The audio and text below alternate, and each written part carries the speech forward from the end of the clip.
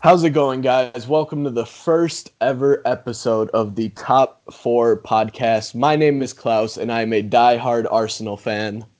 My name is Zach, and I'm a Chelsea fan. And in this podcast, we're just going to be talking about different stuff, just European football around the world, mostly the major leagues in Europe. We have the BPL mostly also, because that's obviously the league we know the most about. It's So a we're going to Premier League start off. bias, but not entirely Yeah, Premier League focused. exactly.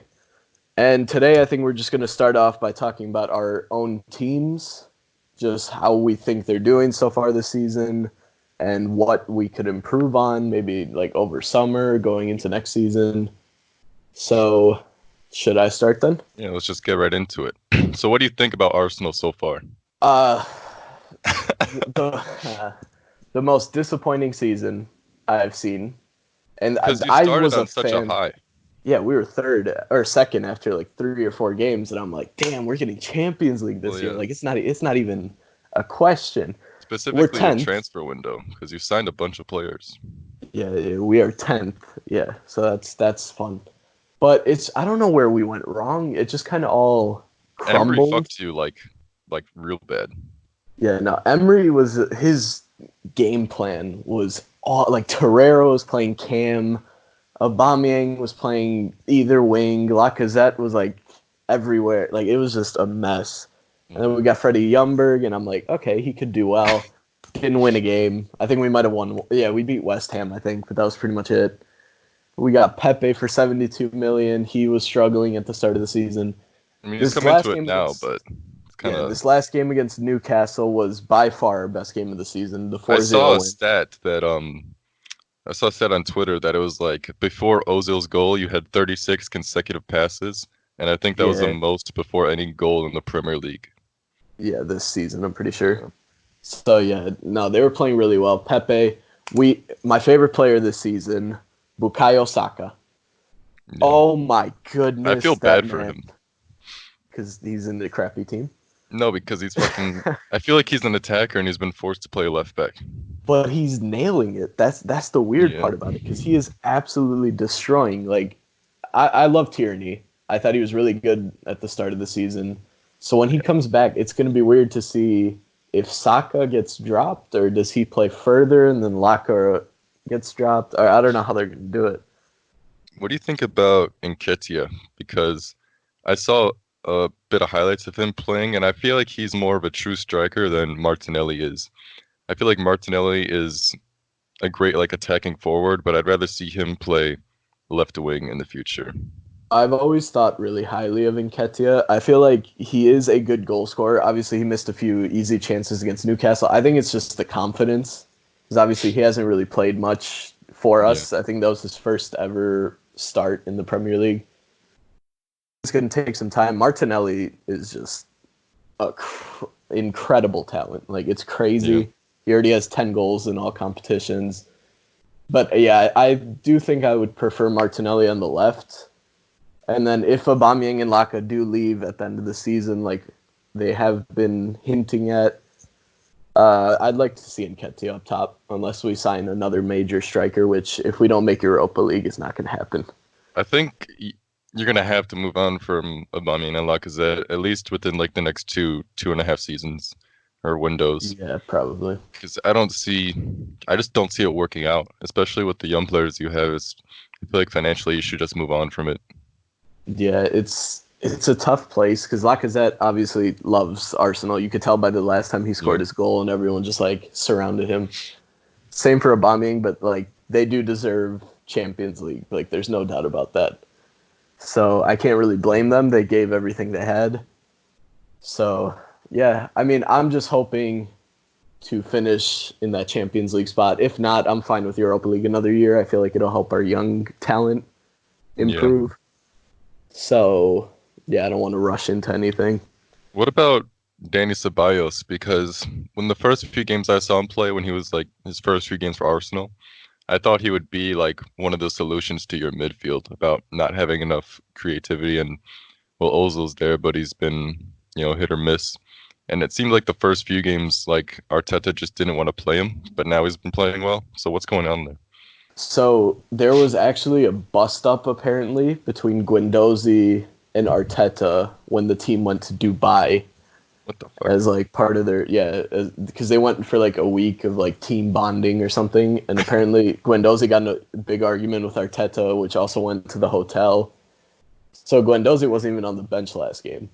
Like he just Damn. didn't make the squad at all. That's And big boss Ceballos got moves. his he got his first start. And Ceballos honestly was the most calm and composed player That's what I'm that whole saying. Like, game. why has he not been playing? I feel like he's your midfield is so imbalanced at times, and I feel like he Yeah, he helps did. balance He it. did have that hamstring injury that kept him Yeah, out for about 2.5 months. So obviously, it was just going to take some time to get him back. I hope he starts more often. Like we play Olympiacos in a few hours right now, yeah. so I hope he starts there because his passing range is really good, and also his movement. Like he is very hard to take the ball off of. I feel like also one of the main things is that when you play in midfield of like Xhaka, Torreira, and Guendouzi, Pepe has to come inside a lot Yeah, because there's just well with Arteta it's kind of changed because all the players are much closer and the passing is much more in triangles. But when I see Pepe play, a lot of times there's just nothing on that side for him, and he's forced to come inside so that Aubameyang can yeah, that's overlap true. on the right center back or something. And I feel like with Ceballos playing, or even if Ozil is playing well, or Ceballos and Ozil are together, it opens up the wing for Pepe, and that's where I think he can attack from best. Because going on the inside, especially in the Premier League compared to League One, it's going to be a lot harder for him. Yeah, because Pepe showed that he can be one of the best wingers in the world on like his given day. He showed that against Newcastle too with a Hmm. goal and 2 assists. It's just about the support that he has also and just getting comfortable.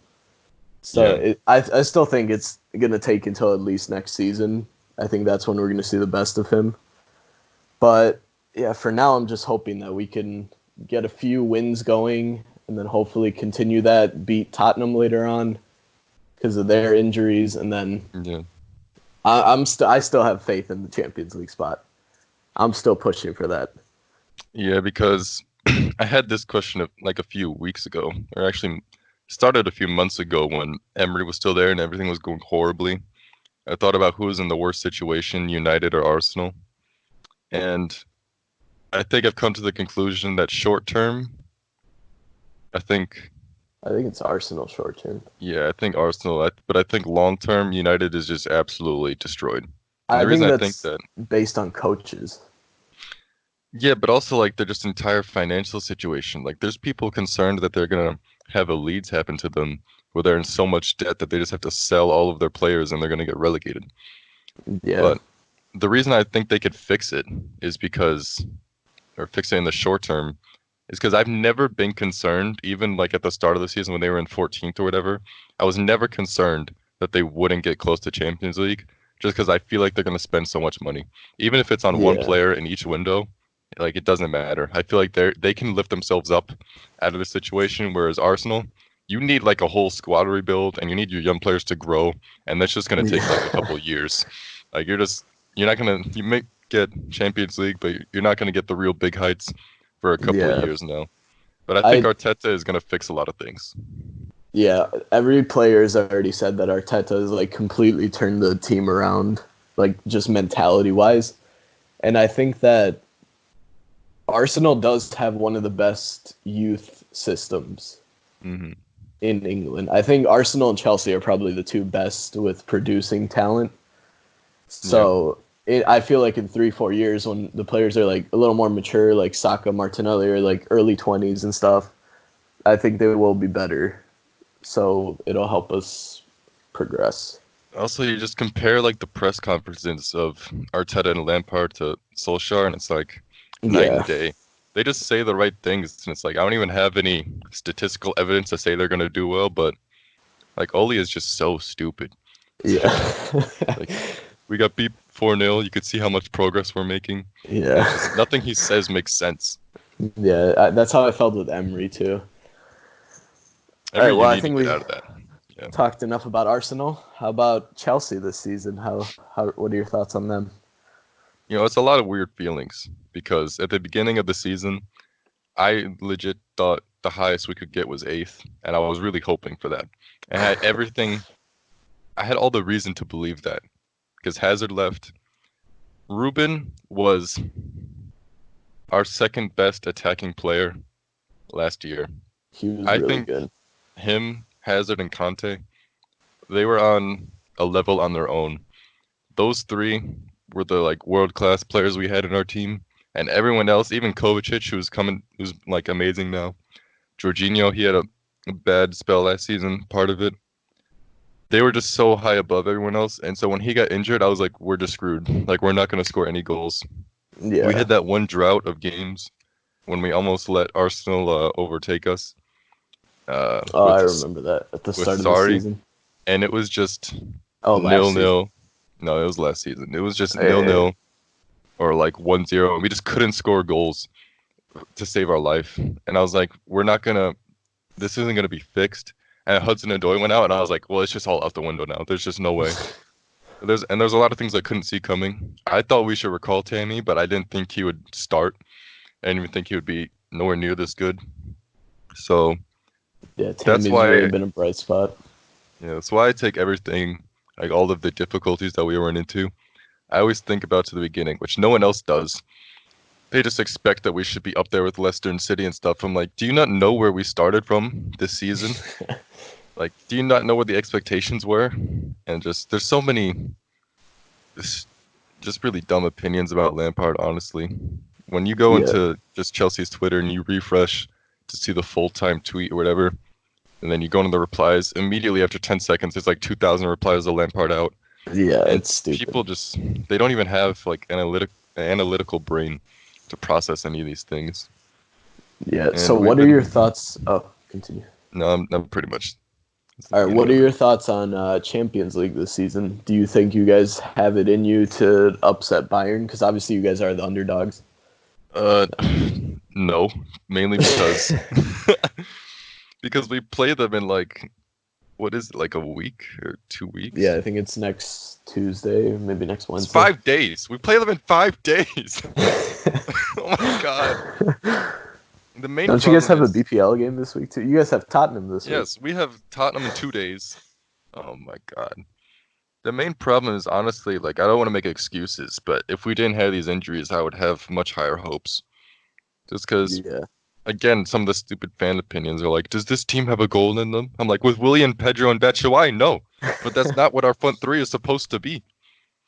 And I really just don't think we're gonna, to be honest. Because even if we So play well, if we don't score, it's for nothing. yeah, so I watched the United game. Oh, you That did? attack was atrocious. Yeah. Would you prefer Giroud to start or Batshuayi to start? Giroud. Um, and that's been a topic of controversy again in the fans, just because everyone's like Lampard Yeah. out, he doesn't start Giroud, he doesn't start Giroud. And I feel like if Giroud played a 90 minutes, you would realize why he doesn't play a 90 minutes.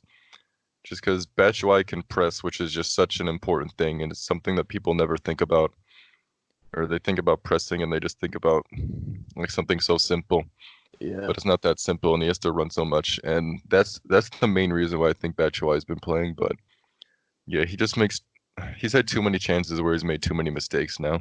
It's been multiple weeks of this, and I wouldn't be surprised if, especially since I don't think Batshuayi is going to be very useful for Tottenham because I think they're going to sit back a lot more than people think, Yeah, and probably. I don't think there's going to be much room to counterattack them at all. So I don't think we're going to need Batshuayi's running ability at all. So I think it could be a good opportunity for Giroud just to settle in between the center backs because I don't think he's going to have to do a lot of movement throughout the game. Yeah, Giroud's also better for like passing build-up. I feel like Batshuayi messes up a lot of his Yeah, like passing. because at Crystal Palace he just got the ball and it was Yeah, really him he and just had to Zaha, so shoot. he Yeah. he didn't have much room for thought. But when he gets the ball, you see like he either gives it up like really quickly to like Yeah. if Willian's running right beside him, he just flicks it to him and then it bounces and they lose it, or he runs and he just doesn't know where to pass it and stuff. So I think he's a good player, and I think he's gonna do great for Belgium, but I think it's just out of his element. I don't think Yeah. he has the ability. So, But who do you think has been Chelsea's best player this season? Because obviously, there's been a lot that have like surprised, like Tammy, mhm, like you said. Mason yeah. Mount came from the championship last season. Who do you think's pulled it off for you guys? Um, I would say, Because Conte's been injured a lot this season.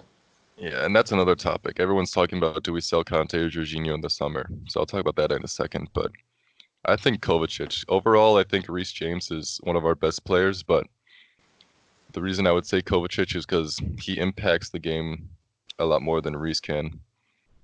And I feel like he's because in that United game, we broke them down through the midfield like every single second, but there was just Yeah, no attacking outlet, and we didn't do anything with it.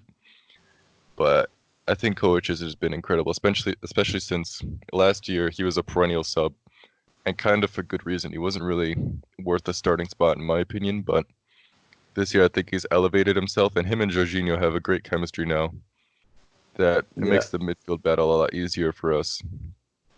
Yeah, yeah. so I would say I definitely Kovacic. think Kovacic was your best player against United for sure. Like Yeah. on the counter, just like tracking back, everything he was doing was like perfect. Like imagine if Hazard was still here, we would score so many goals.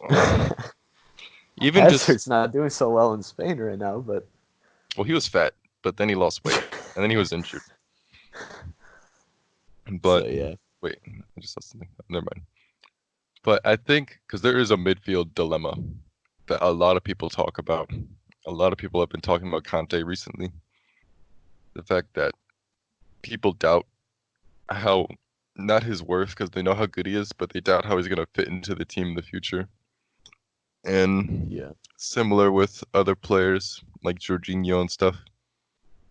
And I do think when Ruben comes back into the team, I think first of all, he's not going to be up to his playing ability until next season, at least. I don't want to see people slating him because he doesn't score goals.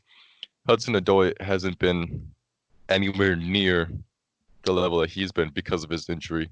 Where's And Pulisic? Is he still injured? yes, re-injured again. He's always injured. I know it's another issue.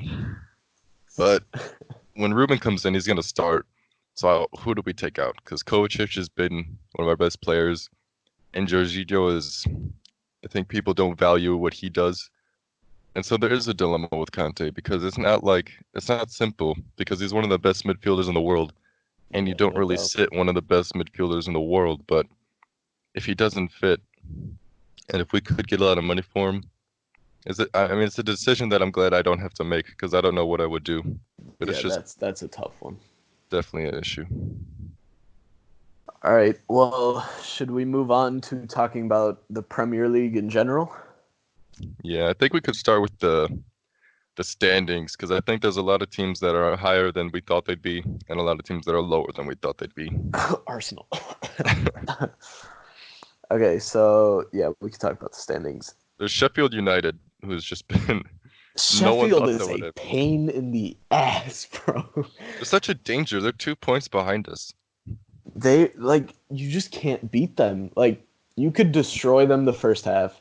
You could score like 3 goals in the second half. They're gonna come back.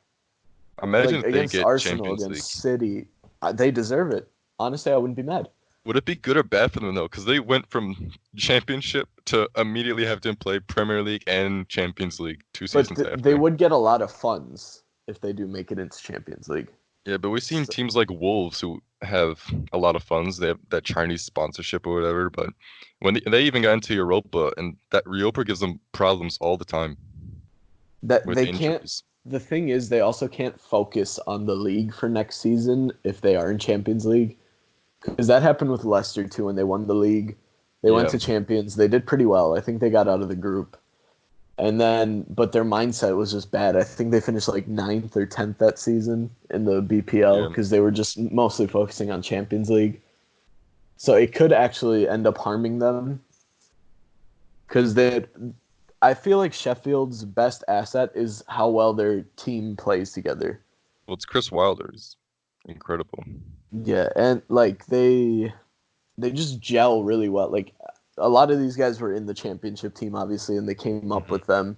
So they've been playing together for years. Like they know exactly what they need to do, what system they play in. and it's just all gelling really well, I think the and it best thing is makes it just to impossible. yeah, it's just to focus on staying in the Premier League for consecutive seasons. I don't think they need to worry about super high success. I think even if they get into Champions or Europa, I feel like they should just not really focus on that like at all Yeah, because they need to take their success and just keep it. Like, don't oversaturate things and lose everything you gained so far. Because if you do this well and then you run into so many problems, injuries, whatever, and you drop back out, it's gonna be so hard to come back in and keep that momentum again. yeah. Because for me, I'd rather if I was a team like Sheffield that just obviously got promoted. If I made like Europa League every year, like finish like top 8 every year, and then didn't really focus on going far in that tournament, but you like keep doing that, then you're gonna attract some players. Like obviously not world class players, but you'll attract some good players, and then I you'll mean, maybe look at push up further in the table. look at the It's level just a of slow championship build. players. Like all these championship players that came through to Chelsea and then United signing what's his name, Daniel James. I Yeah, mean, they don't need huge assets to improve even next season. yeah, I agree with that. I think for the next season they're fine, but then one if they like continue to play like this and they continue to get top 8 every season, then I feel like some teams will be like, oh, okay, they're actually like pretty good. Yeah. So then they'll go to them, and then maybe they could even push for that Champions League spot in the future. It's crazy to think about that because I thought they would like get relegated because And they really then don't have any yeah. standout players when you look at like the team sheet, But they need to which also is crazy. focus, not in like coming years to like transition to turning into something like Everton. Everton have been basically eighth, like how many years in a row and Yeah, around that spot. And now they're like stagnating again. You thought they would improve with Moise Kean and Calvert-Lewin and all these people or Charlison, and they just yeah. don't go up anywhere. Like I don't see their future. I don't know what's gonna happen with them other than staying in the 8 to 10th spot again. I think it's partially the signings that they're making that are the issue. Because like Richarlison was a great signing, don't get me wrong, but like their last signing I think was Alex Iwobi from Arsenal, who I personally love, but Yeah. he's not a goal scorer. He's not great with assists. He had a Like role in that Arsenal team, yeah, for and us it was him and Kolasinac with the 1-2 passing that would break our strikers open. Like that would give them space. yeah, In Everton, it's just kind of he's just kind of there to like run down the wing, maybe throw in a cross every once in a while. So it's not as like defined yeah. what he needs to do. I also don't know why they got Moise Kean. I didn't think they needed it at all. Yeah, because I thought Richarlison would have just started as striker. Richarlison's doing great wherever he plays, Even though. Calvert-Lewin has scored so many goals. Yeah, Calvert Lewin's been really good this season. I think their problem is their midfield. Sigurdsson is kind Yeah, of he's inconsistent. They got Theo Walcott coming off the bench, who's also inconsistent. Andre Gomes is out for still a couple months, I think. yeah. It's just a mess. And then they have like Schneiderlin, who's like way past his prime. I think he's in his like almost mid 30s now. They just need to So they need to take risks to like actually improve. Because do they want to be this forever? It's just that team that's in the middle.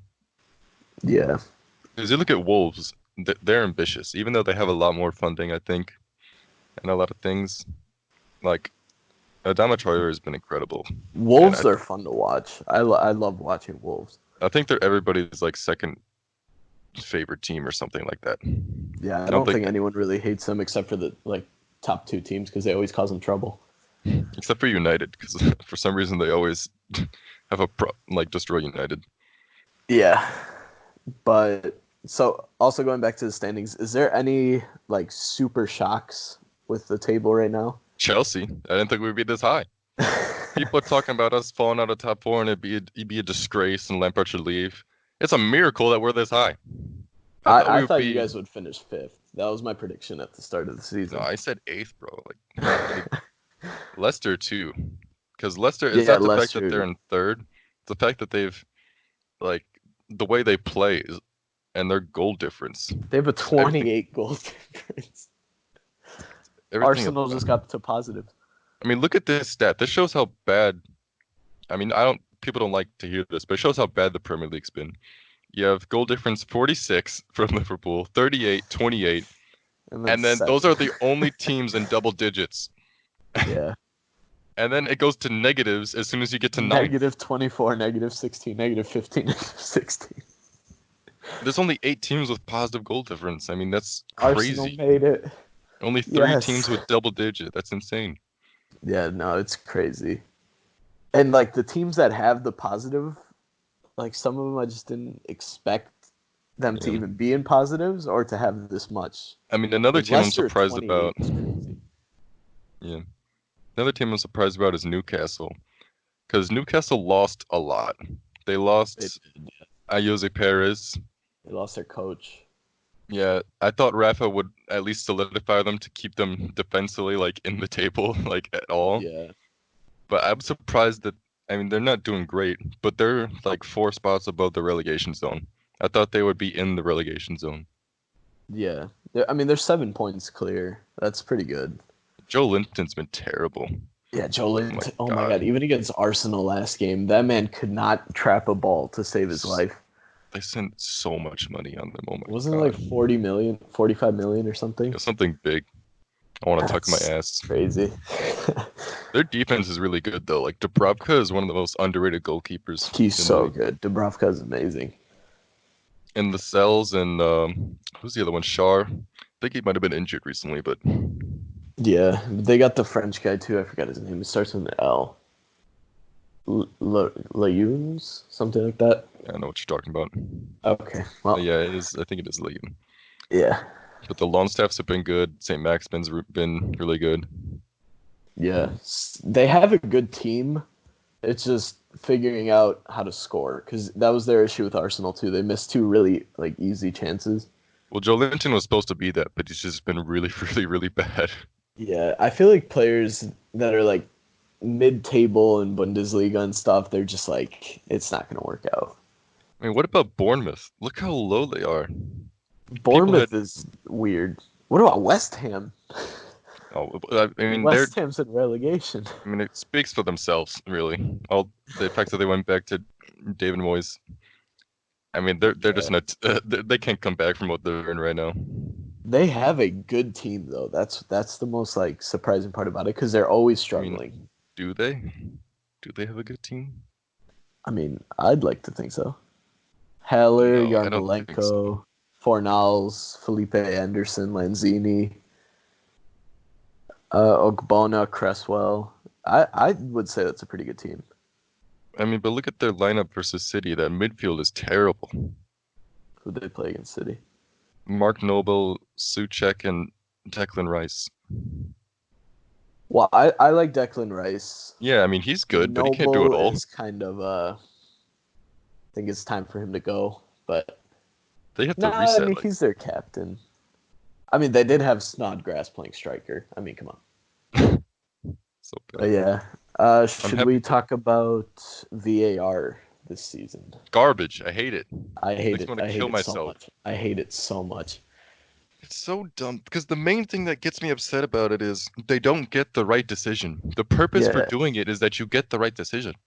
And people complaining about, I know we don't go to the stadiums, and people are like, if you're not in the stadium, you're not going to know what the wait's like.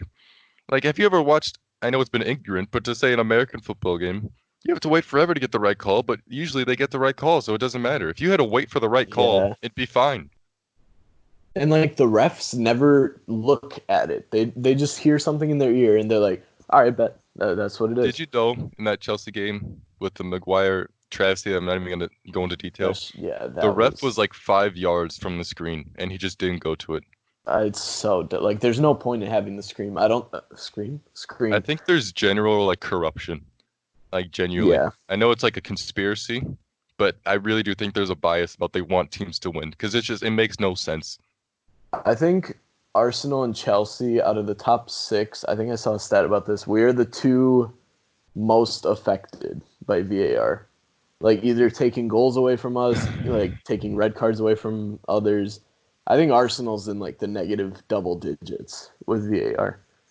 But it's not even like, even if it's like bad on me, even if it's bad on other teams, like in the Ajax game, I don't think they had VAR in that, but still like a bad refereeing decision. When he gave the second red card to the center back, I was like, what are you doing? That makes no sense. And it's Yeah, even ugh, I so don't messed up. understand it. I hate I like the idea of it because like obviously if there's like a major foul beforehand that the ref just didn't see, They just or if it's like overcomplicate it. actually yeah, like also the new rule with the handball, like if it accidentally touches someone's hand, it won't count or something. That pisses me off. Handball never makes sense when I see it because no one Yeah, can explain it to me. No one can tell me what it is because they say a definition and then it happens in the game and it doesn't get called. So I yeah, just don't it's so understand. stupid. Like at this point, don't even have handball because it never gets called unless it's like so specific. Yeah, I saw a photo also for the Chelsea United game. Apparently, the ref and the VAR assistant were both born in Manchester. Yeah, what's his name? I can't think of his name now. Uh, Frick, whatever. He's a United supporter though, the main referee. Oh, the guy that was in the game or the other Yeah, guy? the Weber? main. No, his name's. I want to say it's like Tyler something. I gotta look it up now. I'm gonna lose my mind. So yeah, VAR. It's okay. Like we could have it in. Just please use it correctly. Like Anthony Taylor. Yeah, that's who it yeah, is. that's what it was. But the reason I think it's corruption is because I can't explain it any other way about how do you see that Maguire thing and you just don't give it? I don't understand. Yeah, that was a shock to me That was because way worse than Son. Son's. Yeah, he got a red for like tapping the guy. Maguire, He, you could literally see him lift up his leg and then push and the into nuts Bot's. too. Yeah, Like what? I don't understand. and it wasn't even like not even a yellow, not even a foul. Like that's how Well, that's the crazy thing, that because was. apparently they can only overrule it for a red card. It can't be a foul or anything. It has to be, if they're gonna overrule Yeah, it, it see, has to be a that's red just card. stupid. That doesn't make sense. Just overrule it to whatever. And they always Yeah, have so much complication. Like, for example, if there's an obvious offside, just have VR just do it immediately and don't have any discussion. You don't need to go to the referee. Just immediately they'll just say that was offside, and you don't need to do anything. This like when they touch their ear and they wait there for like 30 seconds. It's like you don't need to do that. Just have it. If it's that obvious, just go automatically. And it's just it hasn't been good, and I don't think it's ever going to be good. yeah. I mean, some leagues it's fine, It's but about the Premier League though. It's the issue yeah. with the Premier League. So speaking of Premier League, one of the top teams in the Premier League has gotten in some legal issues recently. Good for them. Deserve it. We are obviously talking about Manchester City getting banned for 2 seasons from Champions. Is it Europa League 2 or is it just Champions League?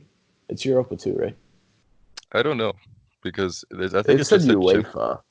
Yeah, if it's European, then maybe Europa as well. Because that's just not fair. If they go down to Europa, they're winning it every year. I know.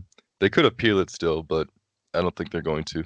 Yeah, so they're trying to appeal it. They also had to pay a $30 million fine, I think, Yeah. or £30 million fine. Um, what do you think about the players of Manchester City? I Because think I don't think any of them will leave really, because I think I mean I don't know. Well Sane's definitely going. Sane's leaving. Yeah, that was known before the ban. But players like Kevin De Bruyne, even though I He's think like the 29 third though. I think he's the third best player in the world. I feel like he has morals. I feel like he'll want to bring City something good, but yeah, where would he go? I But mean, that's come back true. home. But Come to Chelsea. think, Come back home. come to Arsenal. We need you. Think about it this way though, because De Bruyne is 29. He'll be almost 32 by the time they go back into Champions League. Yeah. Does he really want to waste his prime years not playing European competition?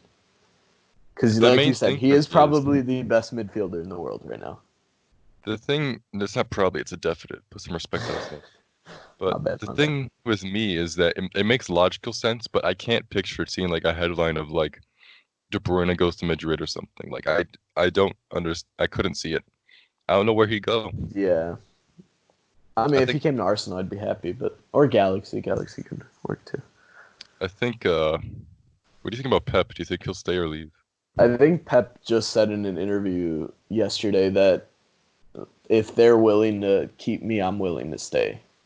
Like if I don't get stacked or sacked, I'm gonna like remain here.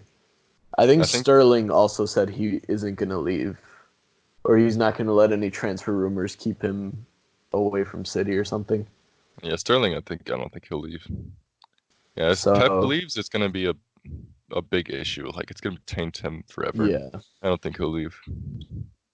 but like players like Aguero, who's like 33, 34. Yeah, Fernandinho's gonna stay too. Fernandinho's like 37 though, isn't he? I don't know. He's not. No way he's that old. I could have sworn. Ronaldo's only like 35. I thought Fernandinho was pretty. He might be 33. He's But 34, about to but be what about 35. players that just came, like Rodri and stuff? What's up with their contracts? They can't just dip, you know?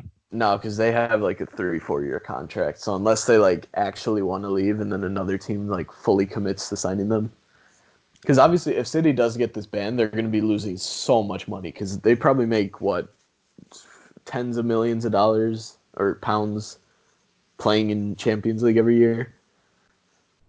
So think Yeah. about that because they also have to keep paying the players who are on incredibly Well, high the main wages. thing is they don't make money like at all. That's the whole reason they have Yeah, the floodgates from the UAE or whichever country because they don't generate money at all. They're not like United that could just sell shirts and make money for years. They can't do that. yeah, it's a really big problem. And if this doesn't get appealed, I don't think City will fall apart because I think that'll just give them more of a reason to try in the league if they can keep their players. I mean, I But think I it's another, yeah. I do think some of their players will want to leave. Like Cancelo, I think is going to leave. I'm pretty sure. Sane, I think it's maybe. I see. It's tough because I don't know where they'd go. yeah, I think it's just another example of the corruption because there's a bias against City for this because there's a lot of different, if you do your research, there's a lot of different stuff about they're not in any UEFA's meetings or something, and UEFA tackles them and stuff. Even when Chelsea appealed their ban, I think when they got it appealed, they released a statement, saying, they basically didn't say, they said, we're not glad about this because it never should have happened in the first place. And then they said something along the lines that you need to attack Manchester City with the same ferocity that you attacked us. And they name dropped City in there. Yeah, So a lot of teams go against them, but I think it is another example of corruption where they allowed that to happen. There's no way you see them spending that much money and you think, yeah, it's perfectly legal. Someone allowed that to happen, and I know it got leaked by like a hacker, all the information. So maybe they couldn't have acted on it personally, even if they knew. But yeah, it's just a lot of more crooked things. yeah. So I hope that it doesn't get overturned because obviously it gives Arsenal a better chance of making champions. Yeah, But I don't really mind City. Like I like a lot of their players.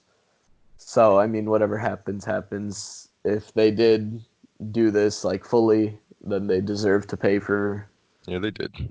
the corruption. Yeah. So I'm fine with it.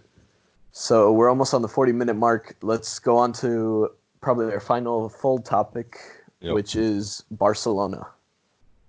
How are they allowed to do that? So This ridiculous. pisses me off. So if everybody doesn't know, Barcelona was given a 15-day period to sign an emergency striker. 15 day. That's so much time. I know that's like if they're gonna do that for Barcelona, they need to open it for the whole world. Like you can't play At least for the favoritism. Spanish league. Yeah, you can't play favoritism for one team. So this is the part that pisses me off because they signed Braithwaite from Leganes. How do you pronounce it? Yeah, Lagunas. another Spanish team. Yeah, and then Lagunas needed a striker, so they asked FIFA if they could have the same thing as Barca to replace their striker. Obviously, that would kind of start like a chain effect. Hmm. And if they signed someone else, then they'd want days. But they denied their request. Well, the thing is that he had a contract. It was running Yeah, down. I think it was going to expire in the summer, but he still had a contract. It's like, yeah, how does that even make any legal sense? it would make sense for a free agent, I guess. someone that isn't on Yeah. contract, but he was at the team Well, until you the end can't of be. the You would season. have to sign a new contract. You can only be like uncontracted in a window. You either have to renew or you have to leave, I think. Yeah, exactly. So like it just doesn't make sense because now Laguna's lost their striker and Barcelona gained an attacker. It's just Uh, so unfair. Like it just doesn't make sense to me I mean, how even they could allow that. Real Madrid has so many injuries. They lost Vinicius, they lost Hazard, and I mean, they're the Yeah, one in direct competition with Barcelona. Why can't they sign somebody? They would be pissed off about it.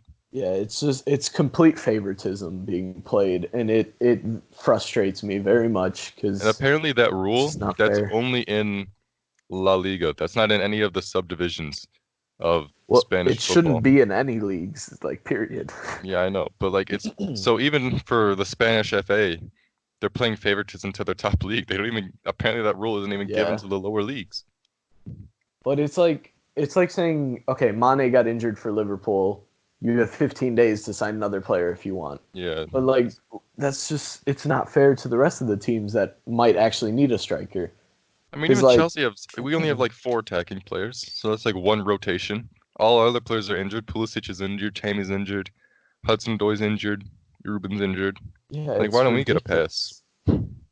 Because it's like injuries happen. Obviously, like they happen pretty much almost every game. Someone or something happens to someone.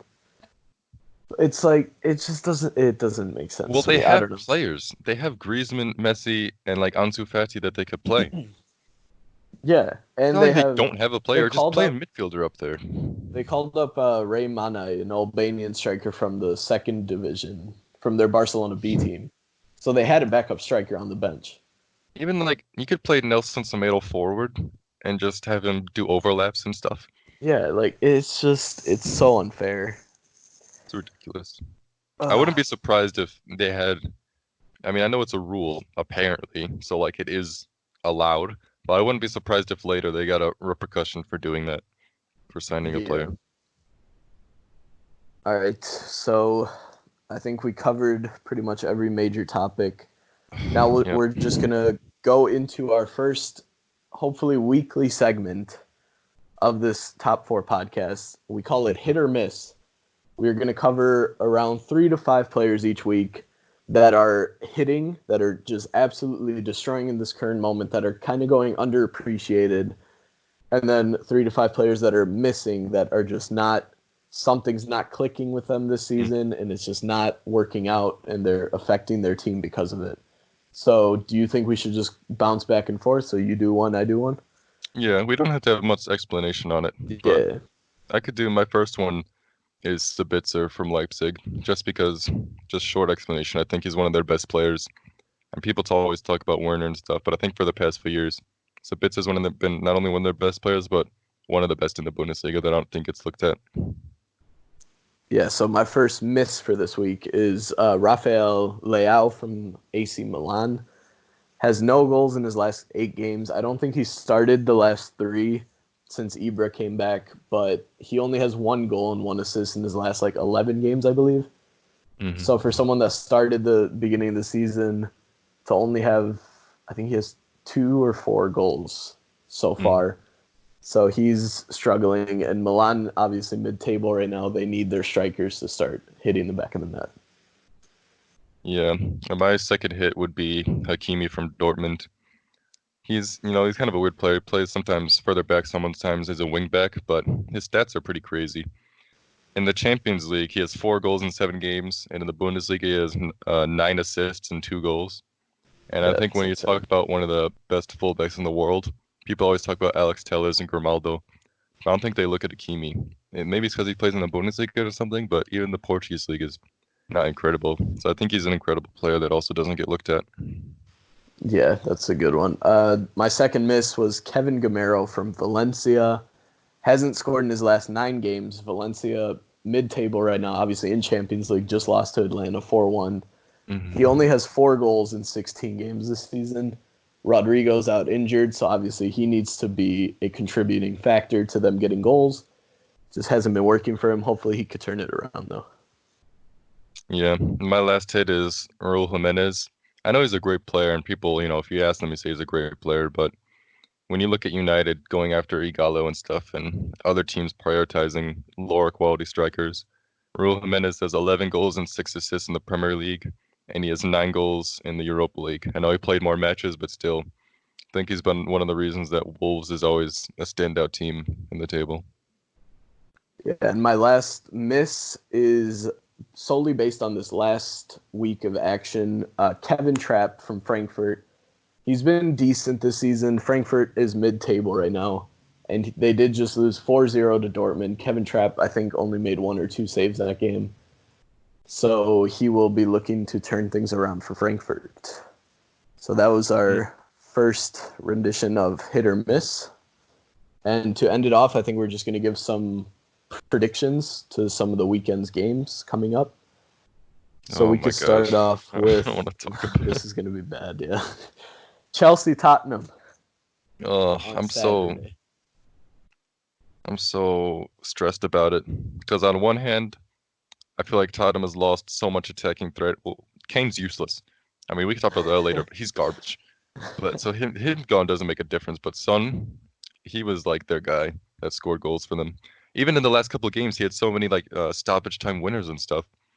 So Yeah. I feel kind of hopeful that he's gone. I mean, I know it's an injured player. I don't want to hope on that, but at the same point, I don't think we can score any goals. We're probably gonna have to play like Willian Giroud and Pedro or Willian Batshuayi and Pedro. So I really don't think we're gonna score any goals, but maybe because as Tottenham we could step it up.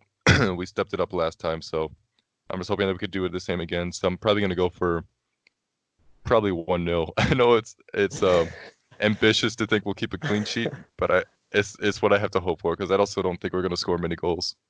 So I agree with you. Son is a huge loss because Tottenham doesn't really have many players. They have the I don't know how to Steven pronounce it. Bergwijn, yeah. Yeah. They have Lucas Moura who could do it, but he hasn't been doing it this season. I think Chelsea's going to win. I'm going to say 2-1. Oh, I hope. I have faith that your midfield will be able to support your offense because if Kovacic and Jorginho are playing, you guys will definitely get chances. Yeah, but It's just also whether or not you guys finish those. Christensen's injured, and a lot of fans have been saying how we over rotate too much. We fixed the over rotation problem. We had it in the first few weeks, but we fixed it. In our last 3 Premier League games, we played both Rudiger and Christensen. Before that, we were swapping Rudiger and Christensen, Rudiger and Zuma, Rudiger and Tomori, Tomori and Zuma. We were swapping left and right. We couldn't get a chemistry. And now that Christensen's out, we had that chemistry, and now we're gonna have to play Zuma or Tomori, and we could get caught out because of that as well. So another Yeah. warning. So yeah, we both predicted Chelsea wins. Let's go to Leicester versus Manchester City. Oh, that's gonna be such a good game. Yeah, I'm actually gonna watch that one. I'm excited to watch that one. I don't think I'll be able to, but I'm gonna say I think City has something to prove this season because of the ban, but I don't think they're gonna fully focus on the league because obviously they have Champions League. I think it's on Wednesday against Madrid. mm-hmm. So I think they're going to focus more on that game. Obviously, the league is gone now, unless Liverpool loses every single game somehow, which is not going to happen. So Yeah. I think they're going to not focus as much. I think Leicester are fully pushing for that Champions League spot. I'm going to say a Leicester upset. I'm going to say 2-1 Leicester. Well, one of my things is Chaudhry going to be available? Because he got a red card in his last game.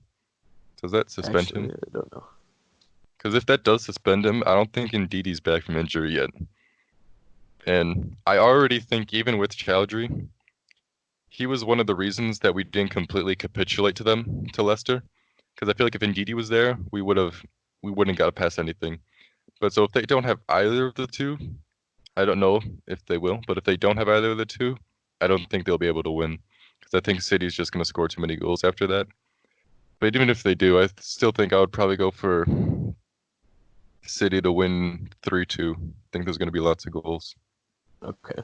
We'll go on to the Bundesliga. Leipzig, who is pushing for the title, only 1 point behind Bayern, versus Schalke. Schalke has been so disappointing, I feel like. I know, yeah. I'm I think Leipzig is coming off of a high against Tottenham. Obviously, they don't have Champions League next week, so they can Mm. focus back on the league. Schalke, like you said, has been really disappointing. I'm going to say a 3-0 win for Leipzig. I mean, Schalke have drawn 3 out of their last 4 games, and they did 0-0 twice, and Oh, Bayern Schalke absolutely is destroyed sixth. and Bayern absolutely destroyed them 5-0 like a month ago. Yeah. They're on such a bad run of games. I mean, they have some good wins, but I think Leipzig, especially in the league, I feel like Leipzig are too good. I feel like they'll probably win. I say probably 3-0, maybe 3-1, but I'll probably say 3-0 because I think they'll score a lot of goals too. And then for the final game on Saturday, we'll do Sociedad versus Valencia in the Spanish league. They're seventh and eighth place. I think they're 1 point apart. Hmm. Sociedad is obviously coming off of the big win against Madrid in the Spanish Cup where they just eliminated them. Yeah. Valencia is coming off of a loss, a destructive loss against Atlanta 4-1. Yeah, but This is a tough one. I think because Atalanta is one of the most underrated teams, I don't think people realize the firepower they have. And I feel like Valencia kind of gets like clutch points a lot of times. They just drew to Atletico Madrid, and they're the one of the teams that beat Barcelona. So I don't know. I'm They're gonna gonna be have I'm to gonna pull it out. say I'm gonna say a 1-1 draw because I feel like both teams are gonna push really hard for the win because obviously they're close to each other and they're both close to Hmm. a top five spot. But I don't think one of them is going to pull it out. I'll say just 2-1 Valencia, just because I respect them because they helped knock out Ajax. Okay. It's an And emotional then we'll attachment. we'll do two more games for Sunday. Atletico versus Villarreal. This is a good one because Villarreal is sixth in the table, 2 points behind Atletico. I mean, but Atletico's obviously coming off the win against yeah, that Liverpool, was a massive which is game. huge. Yeah. But So that game also showed out some weak points. Morata, oh my God, he's so bad. Do you see that miss? He injured his own heel. He kicked his yeah, own heel instead of the ball. And yeah, they might be, I don't know, I think, because it might be like coming up a high, then you go back to a low, but I think they'll probably win. But I think it might be 1-0, especially with, their recent form. They don't really score that many goals. yeah. I do think Atletico's gonna win, but Villarreal has been scoring a lot of goals recently. They won 2-0, 3-1. Yeah. They lost 4-2 against the second division team though. Yeah. I'm gonna say another 2-1 Atletico. I feel like that's a safe score because I think Villarreal will score, but I do think Atletico will win in the end. And then our final game, the one I'm terrified about, Arsenal versus Everton, which is actually a huge game for the table. Why are you terrified? Come on. They're above us. You're gonna We need a destroy win. them. I don't know about that one. Never bet on Everton. So Wolves have Norwich. So Wolves are most likely going to get 3 points. So we need a win in this game. I'm gonna. It's hard to predict your own team. I think you'll destroy them. You just like Arteta's finally starting to, get his plan implemented. I don't I don't. believe in Everton at all. I don't. I think we will win this game, or at least I hope we will. I'm gonna say another, even though I said this for almost all of them, another 2-1 because I don't think we'll be able to keep a clean sheet because we never do against Everton. And I think with our players that were, if we have like the same team and like the same game plan that we had against Newcastle, I think we'll be good. Well, it depends on how this game in a couple hours go. Because I Yeah, think all that's of true. your attackers are healthy right now. God forbid, if anything happens to them, you probably lose a lot of threat. I knocked on wood. But We're good. but because it's in 3 days too, that Everton game. Yeah. I think you'll still win. I think you'll win 2-1. Yeah. All right. Well, I think that is Right. it for the first top four podcast. We covered a lot, yeah. Yeah, we talked about a lot. I hope you guys enjoy this. Hmm. We're going to be trying to upload one video a week, maybe two in the future, especially when like the transfer window starts coming closer and stuff. Yeah, we could do some maybe shorter, Yeah, just some on like one transfer specific recaps. breaking news thing. Yeah. So yeah, for now it's gonna be once a week. We're gonna see if we could get some more like segments in. But yeah, I think that was a good first episode. Anything you want to add? Oh yeah, I think it was good. We kind of got, part of the problem with coming in so late to the season. We got a lot to catch up with, but I think Yeah. progressively throughout next episodes, I think we'll sort of slowly catch up on all of the main topics that we missed. But I think it was good, yeah. All right. Well, thank you everybody for watching. I hope you guys enjoyed. Please like and subscribe and comment anything you guys want to talk about or want us to talk about. And we will see you guys for episode 2. Peace.